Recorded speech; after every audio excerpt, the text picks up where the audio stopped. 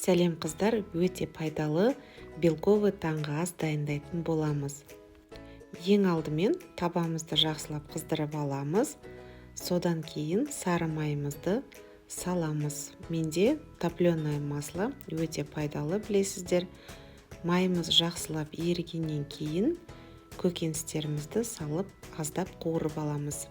Менде осындай дайын мексиканская смесь, кез келген көкөністерді қолдансаңыздар болады. Әрине жылдам дайындалатындарын алғандарыңыз дұрыс.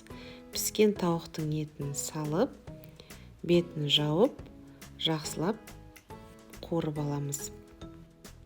Татымына қарай тұз қосуды да ұмытпаңыздар.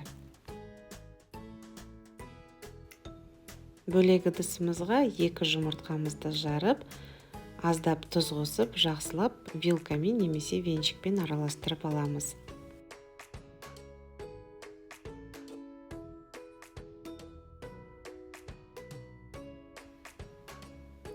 Енді көкөністеріміз бен тауықтың үстіне осы жұмыртқамызды жақсылап құйып, жан-жағынан жайып шығамыз.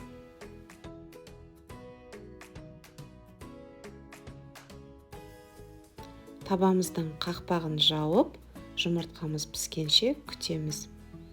Міне біздің таңғы ас дайын болды. Өте дәмді, тойымды, ең бастысы пайдалы.